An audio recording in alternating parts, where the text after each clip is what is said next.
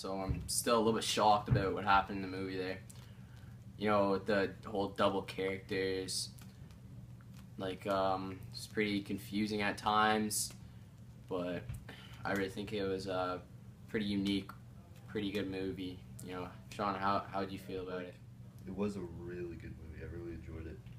Um, it's a real unique concept too. Like the fact that the guy had insomnia and he in turn like made two split personalities. Didn't even know it. That was pretty cool. Yeah. What do you think, Spencer? Yeah, he had pretty interesting insomnia. He had to go to support groups just to be able to sleep. He had to receive comfort and nurturing from some of the other people with these diseases at the groups, and that was able to help him sleep at night. And then he met this girl, Marla, who's also going to the support groups, even though she didn't have any of these diseases. And that had an interesting impact on him. How do you feel about how it impacted him, Yeah, Sean? Marla was so messed, man. Like, she was so, like, weird in the movie. Like, you could tell that she was, like, confused by him, like, with the whole split personality thing. Once you know the split personality thing, you could tell that throughout the movie she was actually wondering why he was acting like this. And, you know, it's just weird. You guys notice like all the little messages throughout the film? Maybe they weren't so like right in your face, but if you really looked into it, you could see it. Like, I don't know if you guys saw it, but there was about 5 or 6 flashes of Tyler Durden in the movie before he actually entered his life when they met on the plane. So it was like leading up to where he actually met like his sort of evil side.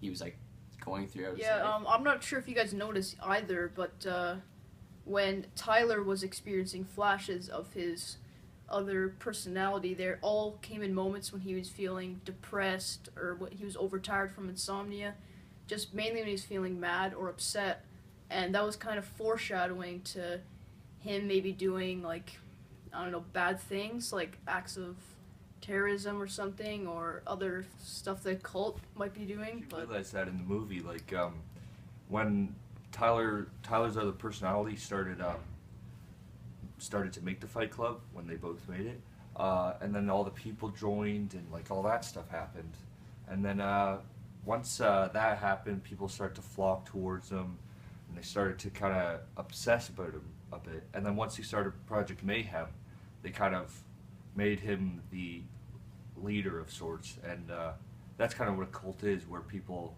have weird beliefs, and then they all kind of focus in on one like big leader above.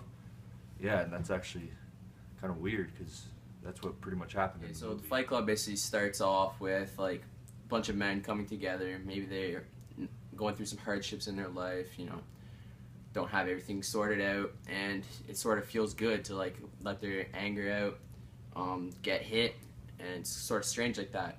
But then a little bit later on in the movie, they start becoming like a really bad like group, like a terrorist group, and they start pulling off all these acts of terrorism, like, you know, blowing up buildings and stuff like that. And ultimately, their main project was called Project Mayhem because they're causing mayhem to all different kinds of buildings and stuff.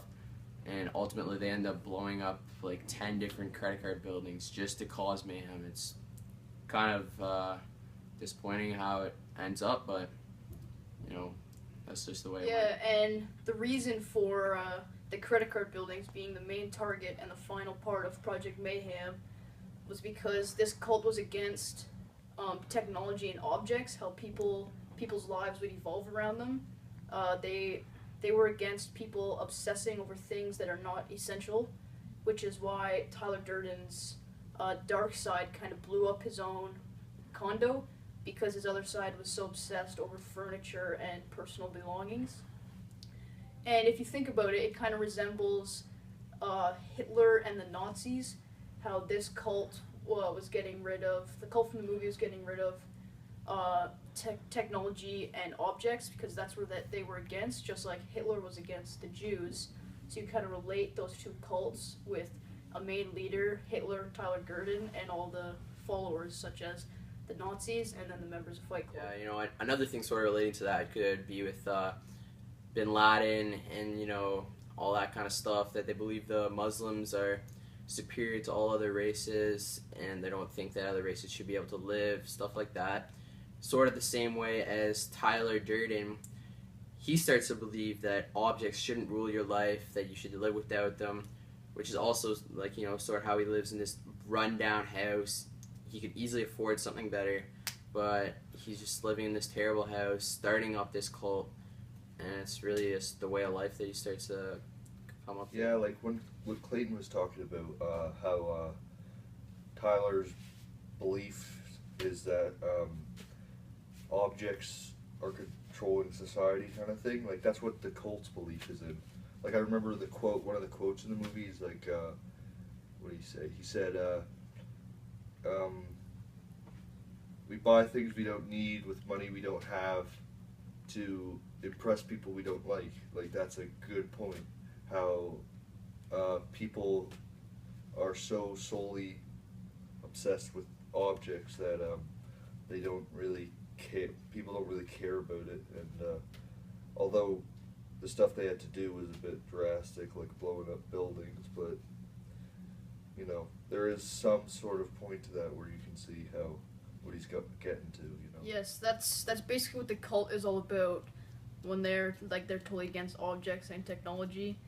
That is a specific quote from the film. Is when Tyler, the narrator's side, is getting mad about Tyler Durden, his other evil side, blowing up his condo, and the evil side says to him, "Your furniture should not own you. You should own your furniture." He's basically saying that you should not run your life based off objects and technology. You should be living the life you want to, and not obsessing over stuff you don't need. Okay, fellas, so we've had a really great discussion. I think we can all agree it's a pretty good movie.